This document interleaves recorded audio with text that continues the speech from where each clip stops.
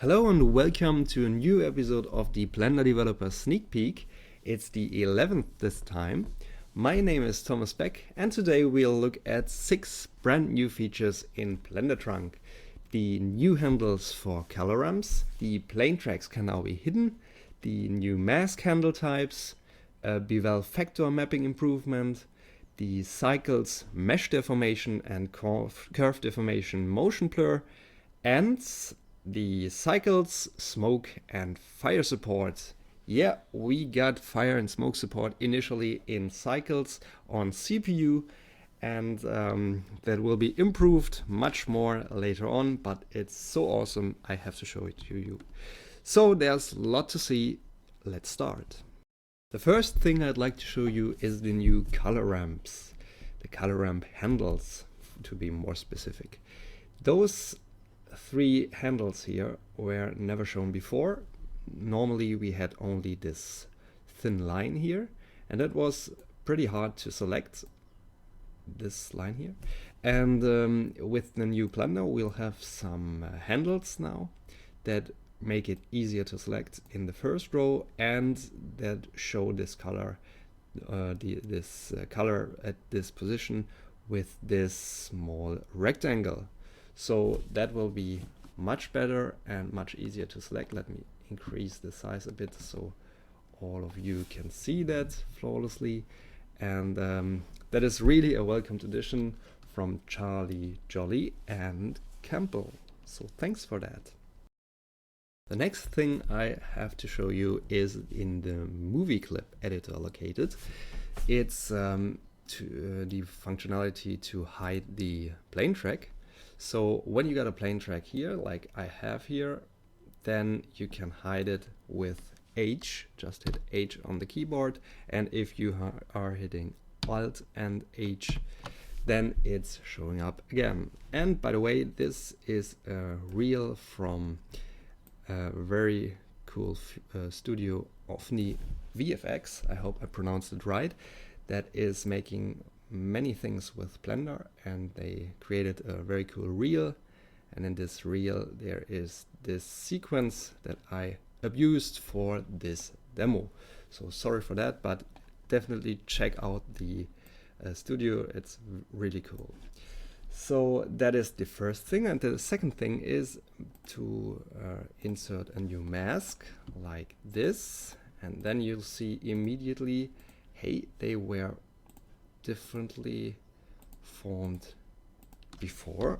And you're right, that is pretty awkward. But when you are hitting V now on the keyboard, then you are presented a handle type field.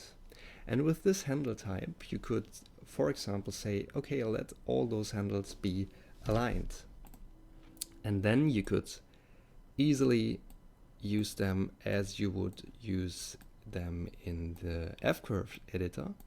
So you're now able to select 3 handles and change them for whatever you like aligned single, that is like it was before, or auto, that is doing something like this.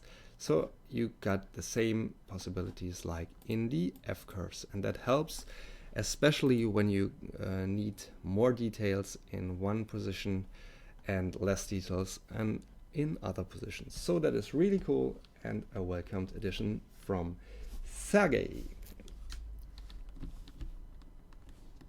The next feature I'd like to show you is located in the object data when you select the curve. It's the bevel factor here. And previously we only had a start and end.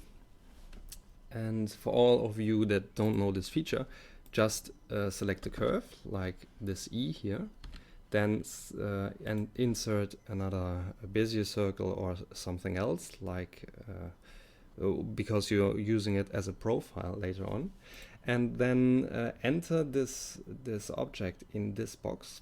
Just enter it there, and it will immediately surround the curve like this.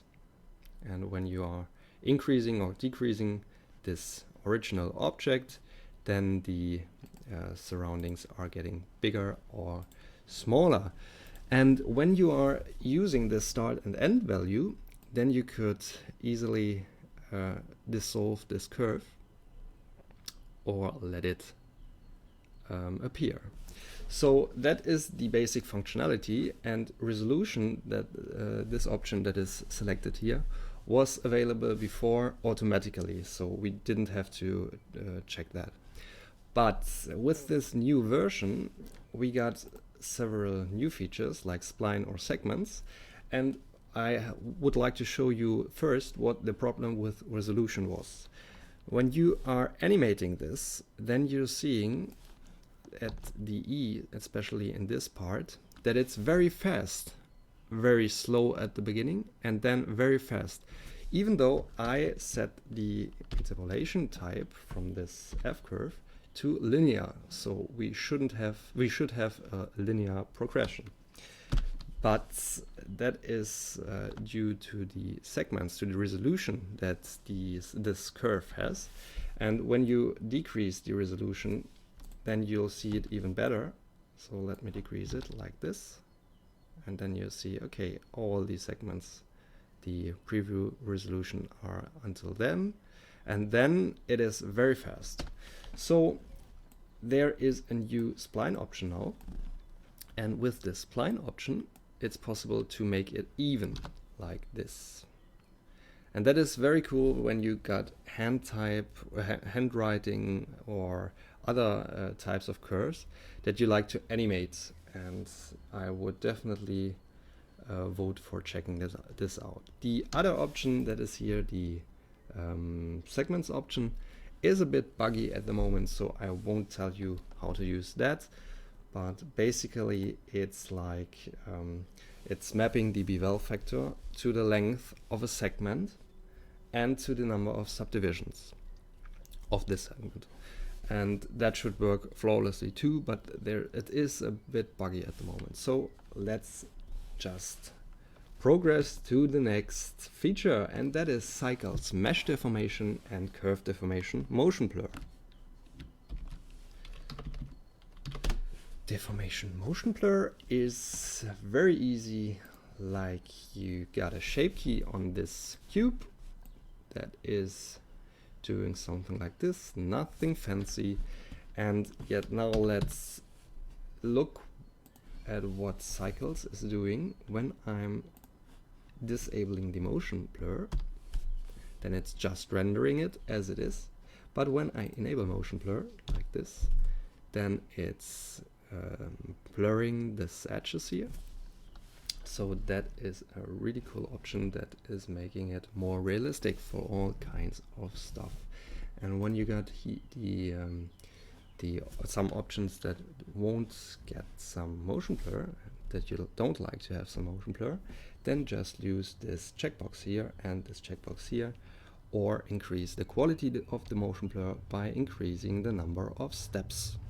So it's very easy, very straightforward. And now let's come to the killer feature for this 2.71 series, the cycles smoke. To demonstrate this feature, I'm using a blend file from Brecht, who committed this feature. And as you can see here in the node tree, it's a fairly big tree for a simple material, but that will change in the future for sure. We will have a node material that we will insert via node add shader and then fire or smoke node or something like that. But for now it's like this, and when we are using the smoke simulator, then we would go for it like with the Blender internal. So just insert a domain, then a smoke object, and hit Alt A to start the simulation. And when you then switch to the rendered viewport, then you can see it's rendered with cycles like you see here. We got the CPU device as the renderer. The GPU won't work at the moment, but it's working, and that is our initial smoke support. So There is much to cover for the next sneak peeks, I think. I hope that you enjoyed this sneak peek. Please add us on Twitter, on Vimeo, on Facebook, or on Google+. And keep on blending, and we'll see us next time. Bye!